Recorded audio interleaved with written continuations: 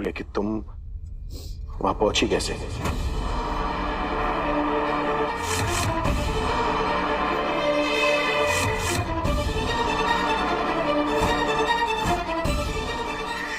तो घूर घूर कर मुझे मार डालेगी मम्मा।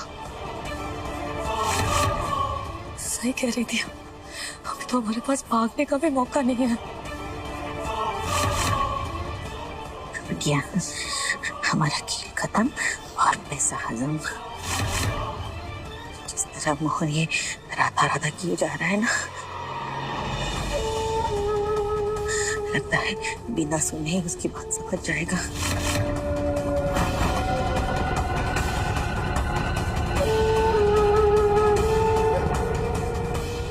देखो दामिनी, एक बात याद रखना, अगर राधा ने सच बोला ना तो मेरा नाम ही आना चाहिए, समझे तुम?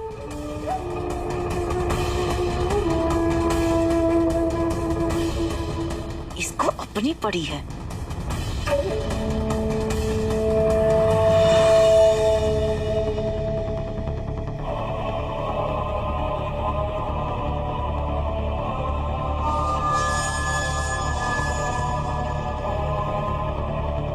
बताओ राधा।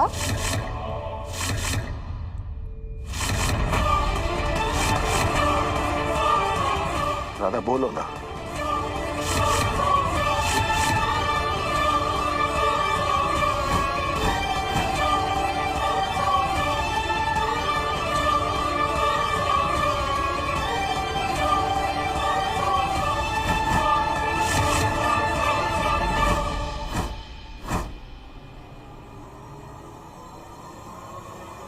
क्या ये सब दामिनी ने किया है?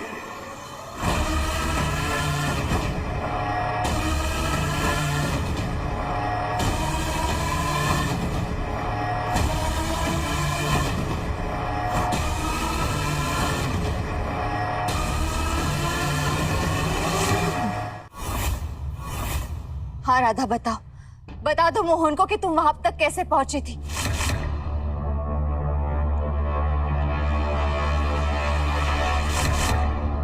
बताओ राधा कि ये सब दामिनी ने ही किया है।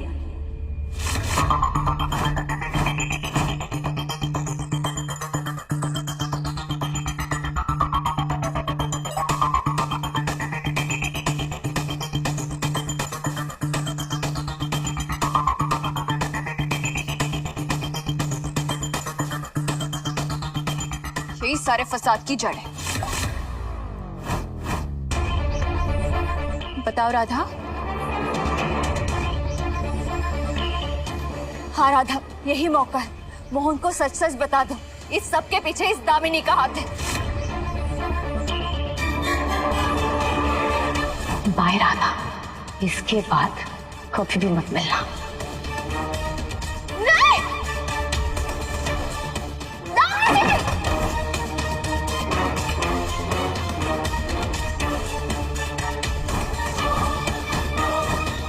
ठीक है,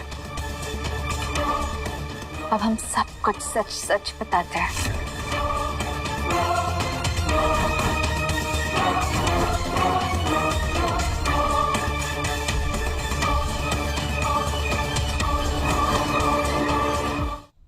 परसों दफ्तर में मीटिंग चल रही थी।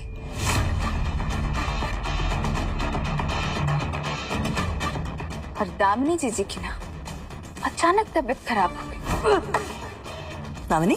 उल्टी मीटिंग आप दामिनी, और वो कमरे से बाहर निकल गई।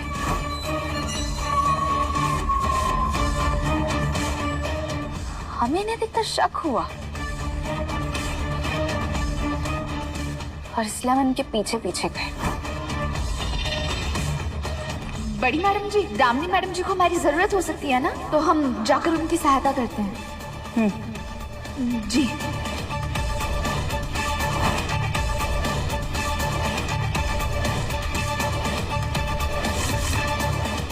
दामिनी जिज्जी बाथरूम के अंदर गई थी और फिर इन्होंने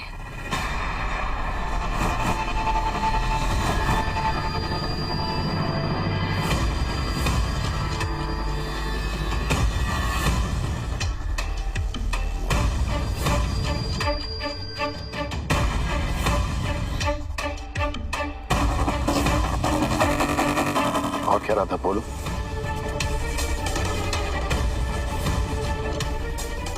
उसके बाद क्या हुआ राधा?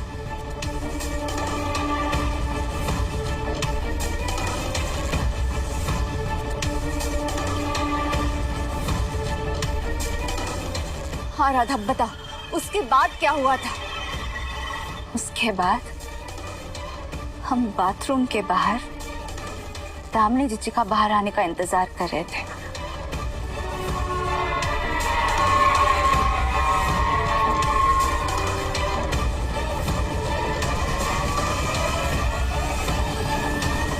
पर वो जब बाहर नहीं आई तो हम वहां से चले गए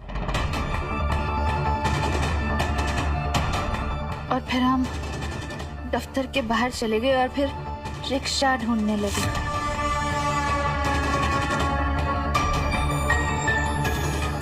पर हमें कोई रिक्शा मिला नहीं।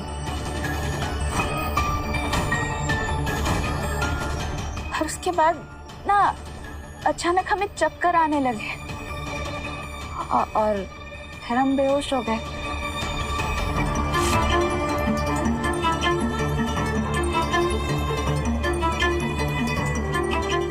और जब हमें होश आया तो हम वो ठंडे कमरे के अंदर थे।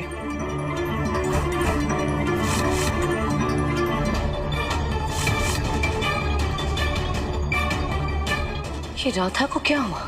वो सच क्यों नहीं बता रही?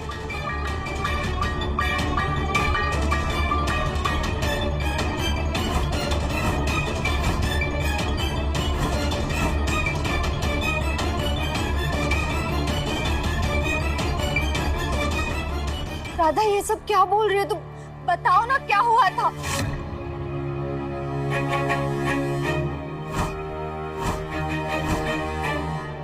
राधा, हमें क्यों ऐसा लगने लगा है जैसे तुम किसी से डर रही हो?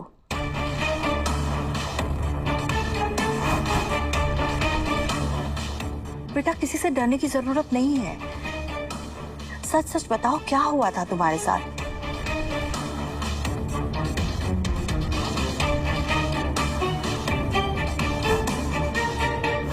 राधा, हम सब तुम्हारे साथ हैं। देखो, डरने की कोई जरूरत नहीं है। प्लीज बता दो क्या हुआ था। माँ जी, वैसे तो हमें किसी से भी डर नहीं लगता,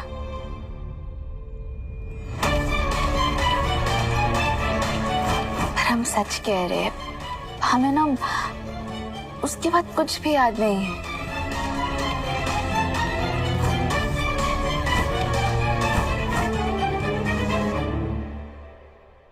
राधा, तुम मुझे सच बता सकती हो कि हुआ क्या था? मुझे भी नहीं बताओगी तो मैं जानता हूं कि मैंने तुम्हारी बातों पर यकीन नहीं किया, लेकिन राधा, इस बार मैं तुम्हारे साथ हूं। प्लीज मुझे तो बता दो।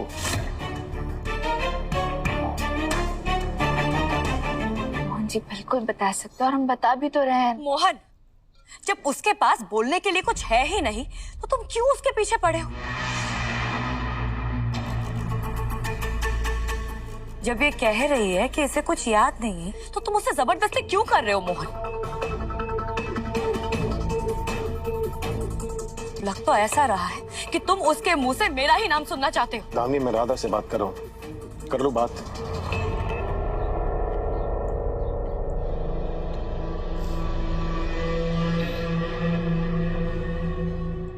तुम बोलो, तुम्हें किसी से डरने की जरूरत नहीं है।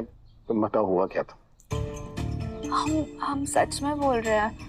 हम बेहोश हो गए थे, फिर जब होश आया हम ठंडे वाले कमरे के अंदर थे। फिर हमें कुछ भी याद नहीं बीच में हुआ क्या।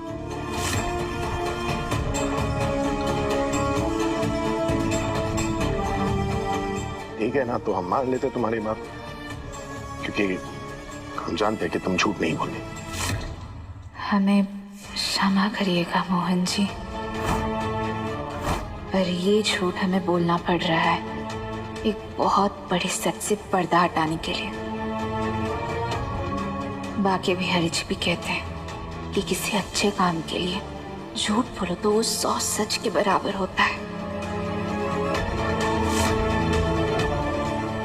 ओके आके आके नहीं ओके ओके बहुत हो गई तहकीकात। अब हम इस सिलसिले को यहीं पर खत्म करते हैं। अब तुम चलो और आराम करो। जी। रुको राधा,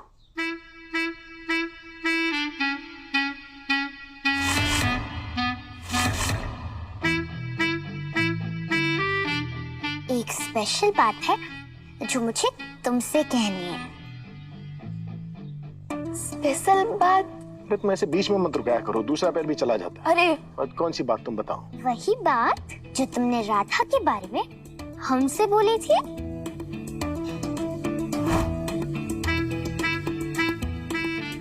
मैं भी राधा से मतलब करता हूँ। जब वो आईसीयू में थी,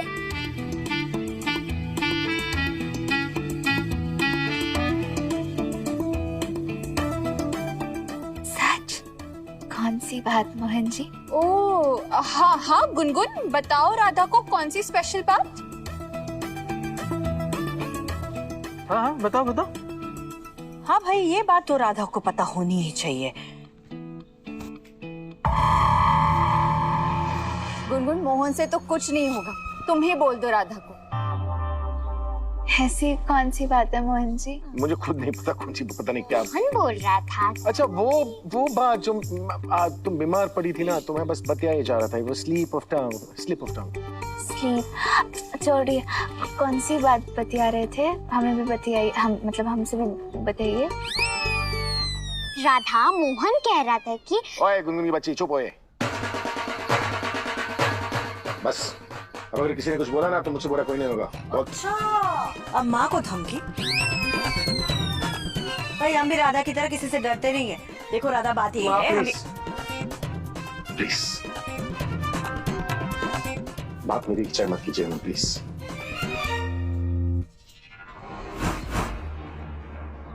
ऐसी कौन सी बात है जो सबको पता और हमें नहीं पता है?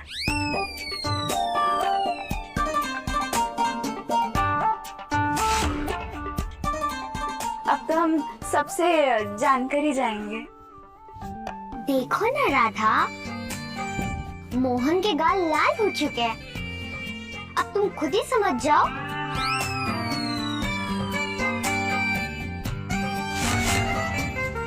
बताओ बताओ मोहन, बताओ। हाँ मैं बता देता हूँ ना। चलो तुम अंदर, सारी बातें बताता हूँ मैं तुम्हें।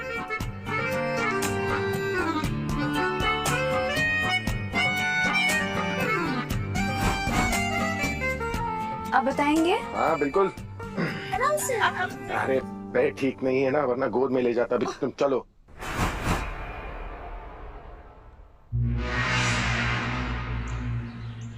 अच्छा हुआ उस टाइफूड चुड़ैल ने हमारी सच्चाई पूरे परिवार के सामने नहीं बताई, वरना इस वक्त हम दोनों हवालात में होते बिटिया। पर क्यों मम्मा? राधा ने सबको सच क्यों नहीं बताया? क्यों बचाया हमें?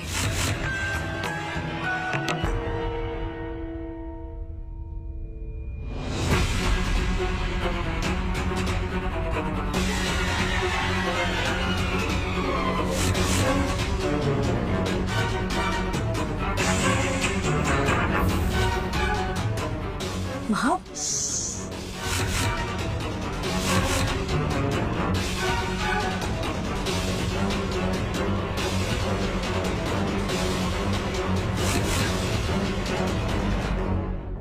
रामनी, हम जानते हैं कि राधा ने जो कुछ भी कहा सच नहीं है।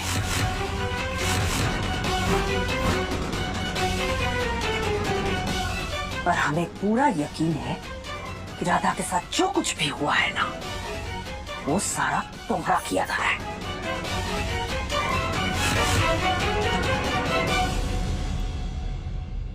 माँ, राधा ने सबके सामने सच बताया और उसके बावजूद भी आप मुझ पर ही इल्जाम लगा रहे हैं। मैं बेकसूर हूँ माँ। बेकसूर? दीदी आपकी बेटी कह रही है कि ये बेकसूर है। हाँ तो वो बेकसूर है ना कद्दू। अच्छा, इसीलिए इतने सारे पैसे और ये प्रॉपर्टी के कागजात लेकर आप लोग दोनों ये घर छोड़कर भागने वाले थे, है कि नहीं दामिनी?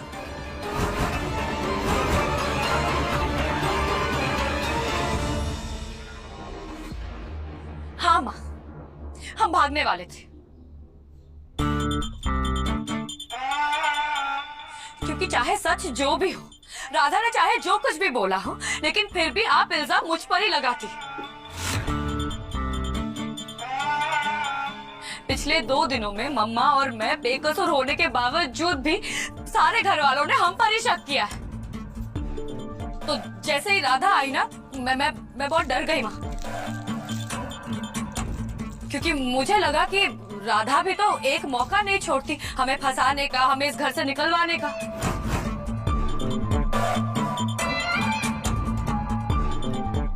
पर थैंक गुडनेस माँ कि भगवान ने हमारा साथ दिया, वरना पता नहीं क्या हो जाता। वही तो दामिनी, ये नौटंकी करना बंद करो। नौटंकी? वहाँ पुलिस स्टेशन में उस इंस्पेक्टर से जब मोहन को मैंने बचाया, तब भी तो आप सब मुझ पर ही इल्जाम लगा रहे थे ना, मुझ पर ही शक कर रहे थे। लेकिन किसी को भी सबूत नहीं मिला मेरे खिलाफ,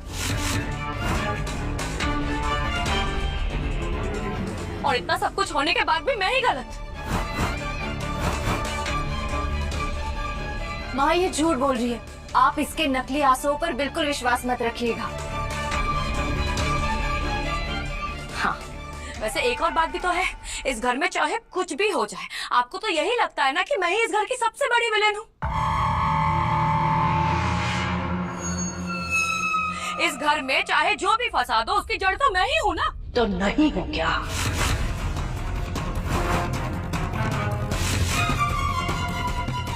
तुम क्या हो और क्या नहीं,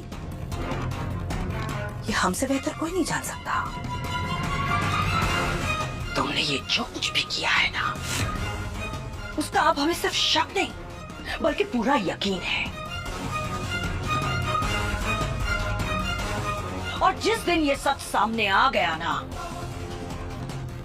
बाकी बिहारी जी की कसम हम तुम्हें छोड़ेंगे नहीं।